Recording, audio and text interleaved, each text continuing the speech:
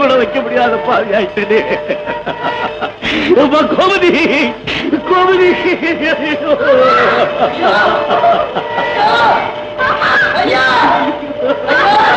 கோமதி, அம்மா என்ன பண்ணிட்டுமா?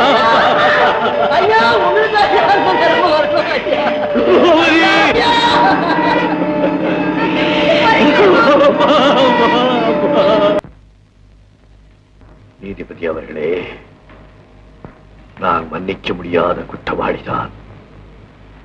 நான் செய்த ஒரே குற்றம் ஒரு உத்தமிக்கு மகனாக பிறந்தது. அந்த உத்தமியின் உள்ளத்திலே பல ஆசை கனவுகளை எழுப்பியது.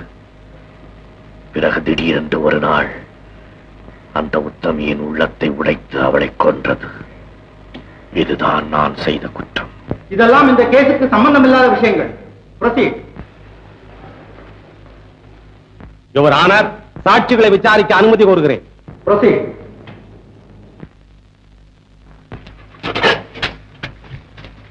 சார் சார், ப்ரொஃபசர் கிருஷ்ணவுட்டு நாய் சார், அவரை பார்க்க வந்திருக்கு. பக்ரிசாமி, நீங்கள் கிருஷ்ணனின் மாணவர் தானே? ஆமா. கொலை நடந்த அன்று நீங்கள் ஏரிக்கரைக்கு போயிருந்தீர்களா? ஆமா, நானும் என் நண்பன் பாலுவும் சென்றிருந்தோம்.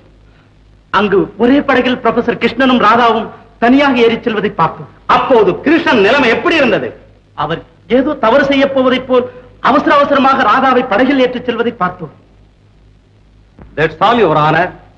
மிஸ்டர் பக்ரிசாமி, ராதாவை ப்ரொஃபசர் கிருஷ்ணன் நீரில் தள்ளி கொன்றதை உங்கள் கண்களால் நீங்கள் பார்த்தீர்களா? வந்து வந்து ஏன் தயங்குகிறீர்கள்? நீங்கள் பார்த்தீர்களா இல்லையா? படகில் இருந்தது ராதாவும் கிருஷ்ணனும். கிருஷ்ணனை தவிர ராதாவை வேறு யார் சார் கொண்டு இருக்க முடியும்? அது வேறு விஷயம். நீங்கள் உங்கள் கண்களால் பார்க்கவில்லை, அப்படித்தானே? ஆமா, நான் பார்க்கவில்லை. That's all, Your Honor. அது வரைக்கும் நீங்க ஆம்பளத்தோணை இல்லாம தனியா இருக்கிறது சரியில்லம்மா. ஆண்டவனே, சத்தியத்துக்கு இப்படி ஒரு சோதனையா வரணும். Your Honor, கொலை நடந்த அன்று கிருஷ்ணன் ராதாவுக்கு எழுதிய கடிதம் இது. அது நீங்கள் எழுதிய கடிதம் தானே? ஆமா. அந்த கடிதத்தை படியுங்கள். என்ன தயக்கம்? படியுங்கள் கிருஷ்ணன். ராதா, உன்னுடைய ஆசை காரணமாக நான் மாணவர் சமூகத்திடை மானமிழந்து நிற்கிறேன். இந்த நிலையில் நீ என்னை மறந்து விட்டாய், வேறு ஒருவனை மணக்கப் போகிறாய் என்று கேள்விப்பட்டதும் என் மனம் ஆத்திரத்தாலும் அவமானத்தாலும் குழம்பிவிட்டது. நீ என் எதிரே இருந்தால் உன்னை கொலை கூட செய்திருப்பேன். ஆனால் நீ மனமாறி இருக்க மாட்டாய் என்ற நம்பிக்கையில் உன்னை ஒரு முறை சந்தித்து பேச விரும்புகிறேன். இன்று மாலை ஏரிக்கரைக்கு வா, அங்கு ஒரு முடிவு காண்போம். I object to the letter, Your Honor. இதற்கும் இந்த கேஸுக்கும் எந்த விதமான பொருத்தமும் இல்லை. குற்றவாளி கொலை செய்ய தயாராக இருந்தார் என்பதை காட்டும் கடிதம் இது. இதை அனுமதிக்க வேண்டுகிறேன். Objection over rule. கடிதம் முக்கியமான சாட்சியம், அதை நான் அனுமதிக்கிறேன். Proceed. கொல்லப்பட்ட ராதா என் சகோதரியின் மகள். ப்ரொஃபசர் கிருஷ்ணன் ராதாவின் அறியாமையை பயன்படுத்திக் கொண்டு படிக்க வந்த அவளிடம் தகாத முறையில் நடந்து கொண்டார்.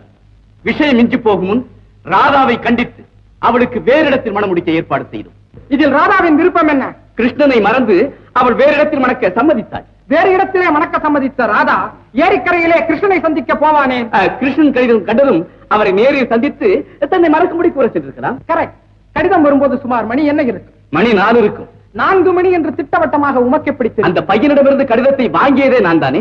அப்படியானால் ராதா கடிதத்தை பார்த்திருக்க முடியாது. எதேச்சியாக அவள் ஏரிக்கரைக்கு போயிருக்க வேண்டும், அப்படித்தானே? என்ன மொழிக்கிறேன்? இல்லை, ஆமாம், எதேச்சையாக.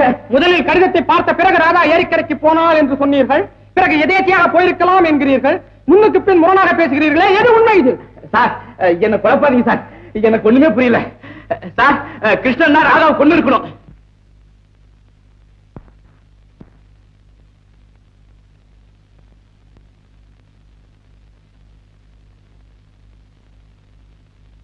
இந்த வழக்கு ஒரு தலைப்பட்ட வழக்கு. வழக்கில் குற்றவாளியாக நிற்கும் ப்ரொஃபசர் கிருஷ்ணன் தன்னிடம் படித்த பெண்ணுடன் காதல் தொடர்பு கொண்டிருக்கிறார். அது மட்டுமல்லாமல் கிருஷ்ணன் அந்த பெண்ணை தனியாக படகில் அழைத்து போயிருக்கிறார். அந்த பயணத்தின் முடிவில் பெண் ராதா உயிரோடு திரும்பவில்லை. கிருஷ்ணன் மட்டும்தான் திரும்பி இருக்கிறார். இதுதான் வழக்கு. ஆனால் கிருஷ்ணன் தான் ராதாவை கொலை செய்தார் என்பதற்கு ஐ விட்னஸ், கண்கூடாக பார்த்த சாட்சி யாருமே இல்லை. கொல்லப்பட்ட பிரேதமும் கிடைக்கவில்லை.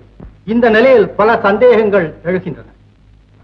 சந்தேகம் ஏற்படும் போது சந்தேகத்தின் பலன் குற்றவாளிக்கே சேர வேண்டும் என்பதுதான் சட்டம். The benefit of the doubt always goes to the accused, and the prosecution has not conclusively proved the case under section 302. ஆகையால் கிருஷ்ணனை நான் விடுதலை செய்கிறேன்.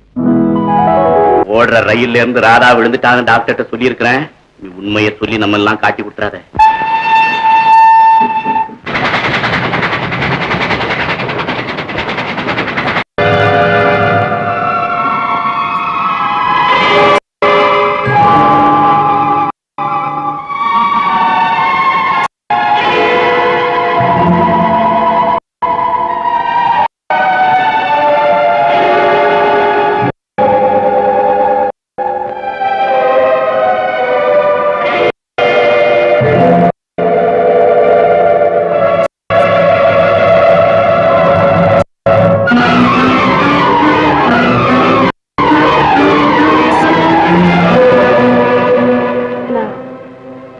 நான் எங்கே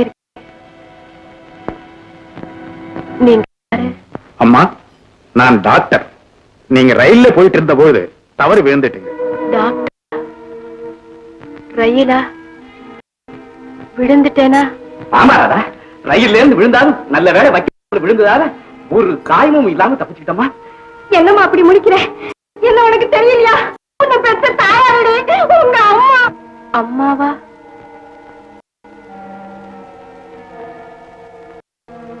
நீங்க யாரு? ஐயோ, அதுக்குள்ள மாட்டானே. மாசம் சுமந்து பெற்று எறும்பு கடிக்காம எவ்வளவு அன்பா வளர்த்தேன்.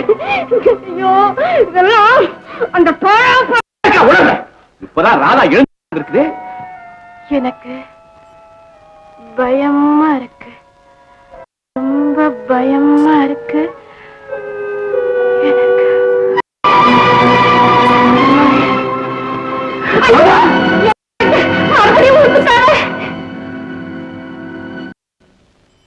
ஏற்கனவே அதிர்ச்சினாலே மனம் குழம்பி போயிருக்காங்க.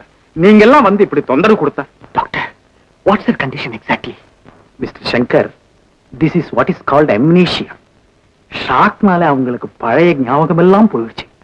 இப்போ அவங்க ஒரே உடல்ல ரெண்டாவது ஜென்மம் எடுத்த மாதிரி. டாக்டர், ராதாவுக்கு பழைய ஞாபகமே வராதா? என்னால ஆனது செய்யறேன். மனோவைத்திய முறையிலே ஒருவேளை ஞாபகம் வந்தாலும் வரலாம். ஐ சி. டாக்டர், எவ்வளவு செலவானாலும் பரவாயில்ல, ராதாவுக்கு சீக்கிரமா பழைய ஞாபக சக்தி வரும்படியே செய்யுங்க. அம்மா, உங்க மகளுக்கு குணமாற வரைக்கும் நீங்க எல்லாம் இங்கேயே இருக்கலாம். ஐயோ, அது எப்படிங்க நாங்க உங்க வீட்டுல இருக்க முடியும்? ராதாவுக்கும் உங்களுக்கும் கல்யாணம் ஆயிருந்தாலும் பரவாயில்லை. ஊர் உலகம் என்ன சொல்லும்? ஆமா, முதல்ல ராதாவுக்கு பழைய நினைவு வரட்டும், அதுக்கப்புறம் கல்யாணத்தை பத்தி பேசுவோம். Please carry on doctor. வாங்க போறேன்.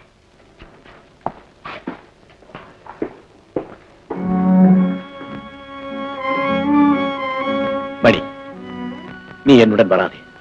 என்னை விட்டு போய்விடு. போ.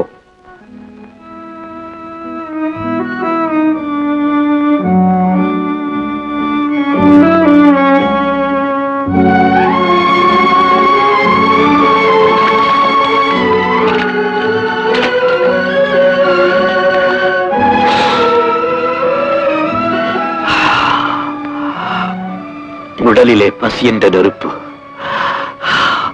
உச்சியிலே சூரியன் என்ற நெருப்பு, இந்த இரண்டும் சேர்ந்து என்னை எரித்து விட்டால் எவ்வளவு நிம்மதியாக இருக்கும்.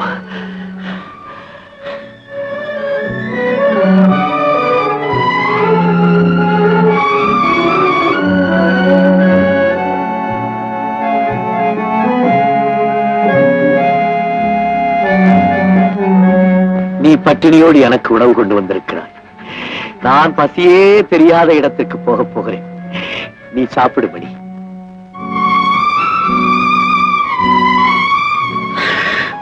உலகம், உறவு, அந்தஸ்து எல்லாம் என்னை ஒதுக்கிய பிறகு நீ மட்டும் ஏன் என்னை சுற்றி சுற்றி வந்து கொண்டே இருக்கிறாய்? உனக்கு நான் செய்த ஒரு நாள் உதவிக்கு இவ்வளவு நன்றியா? கூடாது மணி, கூடாது. நான் நன்றி இல்லாதவன், என் தாயை துயரத்தில் ஆழ்த்தி கொன்றவன். அவளுக்கு இமக்கடன் கூட செய்யாத பாவி நான். நீயோ நன்றியின் அவதாரம். உன்னை பார்க்க பார்க்க எனக்கு அவமானமாக இருக்கிறது. போயிடு. போ. போ.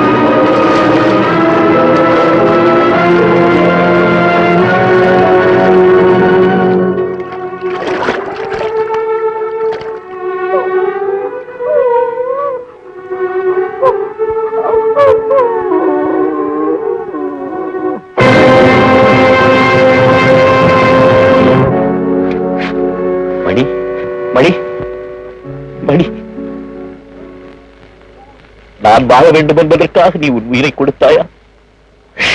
எவ்வளவு அன்பு உனக்கு, எவ்வளவு அன்பு உனக்கு. தண்ணீரிலிருந்து வெளிவந்ததும் எஜமான் சாப்பிட வேண்டும் என்பதற்காக இந்த ரொட்டி துண்டையும் தாயன்போடு விட்டு சென்றாயா?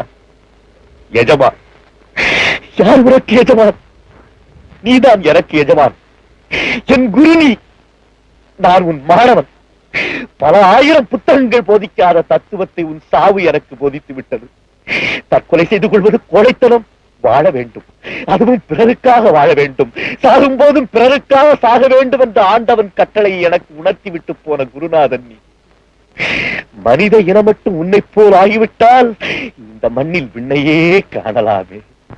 மணி மணி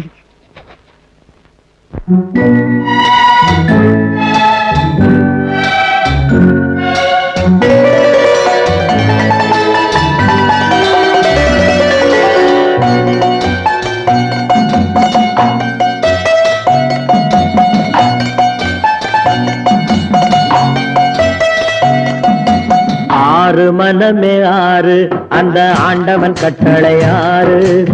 ஆறு மனமே ஆறு, அந்த ஆண்டவன் கட்டளை ஆறு. தேர்ந்து மனிதன் வாழும் வகைக்கு தெய்வத்தின் கட்டளை ஆறு. தெய்வத்தின் கட்டளை ஆறு. ஆறு மனமே ஆறு, அந்த ஆண்டவன் கட்டளை ஆறு.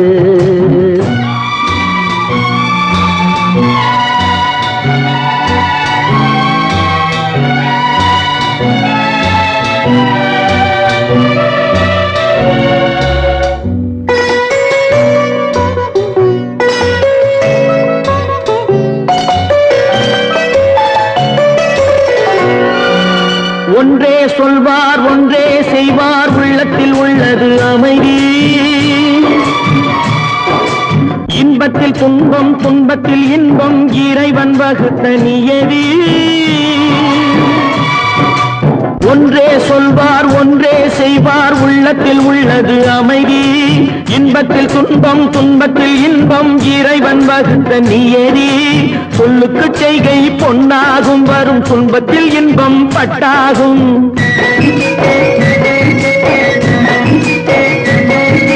சொல்லுக்கு பொய்கை பொன்னாகும், வரும் துன்பத்தில் இன்பம் பட்டாகும். இந்த இரண்டு கட்டளை அறிந்த மனதில் எல்லா நன்மையும் உண்டாகும், எல்லா நன்மையும் உண்டாகும். ஆறு மனமே ஆறு, அந்த ஆண்டவன் கட்டளை ஆறு. ஆறு மனமே ஆறு, அந்த ஆண்டவன் கட்டளை ஆறு.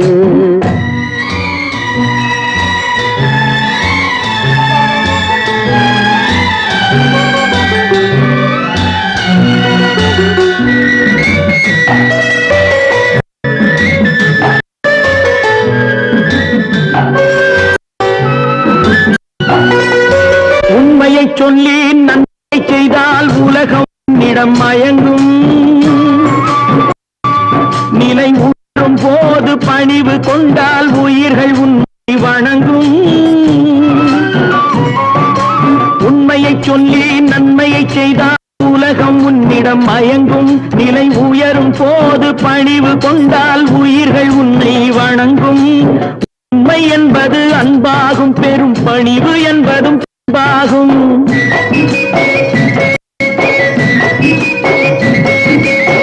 உண்மை என்பது அன்பாகும், பெரும் பணிவு என்பது அன்பாகும். இந்த நான்கு கட்டளை அறிந்த மனதில் எல்லா நன்மையும் உண்டாகும், எல்லா நன்மையும் உண்டாகும்.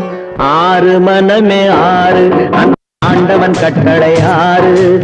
ஆறு மனமே ஆறு, அந்த ஆண்டவன் கட்டளை ஆறு.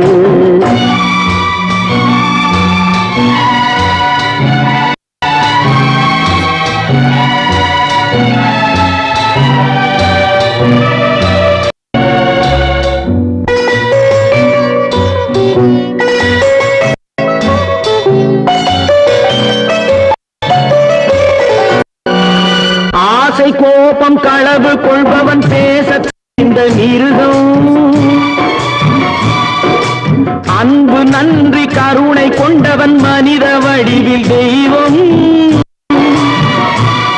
இதில் மிருகம் என்பது கள்ள மனம், உயர் தெய்வம் என்பது பிள்ளை மனம்.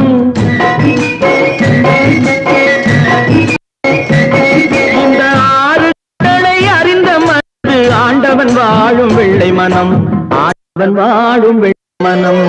ஆறு மனம் ஆறு, அந்த ஆண்டவன் கட்டளை ஆறு. தேர்ந்து மனித ஆளும் வகைக்கு தெய்வத்தின் கட்டளை ஆறு, தெய்வத்தின் கட்டளை ஆறு. ஆறு மனமே ஆறு, அந்த ஆண்டவன் கட்டளை ஆறு.